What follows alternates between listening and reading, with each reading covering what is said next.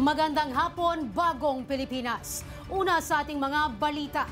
Sa gitna ng kaliwat ka ng pagkalat ng fake news online, hindi na rin ito pinatakas ang unang ginang na si First Lady Liza Araneta Marcos.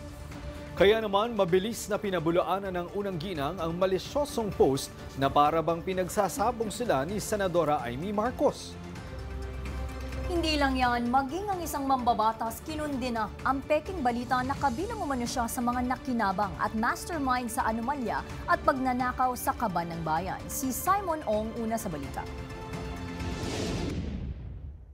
Itinuturing na lang na tila isang katatawanan ni First Lady Liza Araneta Marcos ang peking post online na kanya umanong pahayag laban sa mga sinabi ni Senadora Amy Marcos noong Iglesia ni Cristo Rally, kung saan sinabi ng senadora na gumagamit umano ng ipinagbabawal na gamot si Pangulong Ferdinand R. Marcos Jr. Sa gawa-gawang post, nakasaad na hindi na makikipagtalo pa ang unang ginang kay Senadora Amy dahil kapatid siya ng kanyang mister at nire-respeto niya si former First Lady Imelda Marcos na kanilang ina.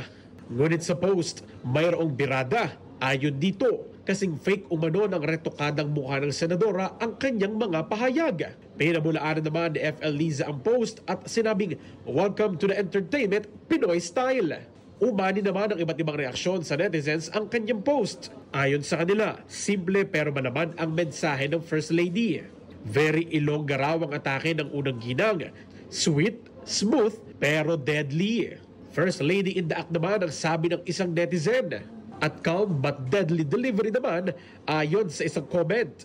Samantala, pinabunaanan din nila Lanao del Sur 1st District Representative Zia Alonto Adyong ang peking post na iniuugnay ang kanyang pangalan sa mga umano'y nakatanggap ng trilyong pisong halaga ng pera mula sa taong bayan. Ayon sa post ng mambabatas, wala itong katotohanan at pawang ginawa lang para linlangin ng publiko. Mariin naman nilang pinapaalalahanan ng publiko na maging mapanuri at iwasan ang pag-share ng peking post hanggat hindi ito nabeberipika o nagmula sa mga opisyal na social media pages. Nauna sa mga balitang totoo at laging bago, Simon Ong, alauna sa balita, Congress TV.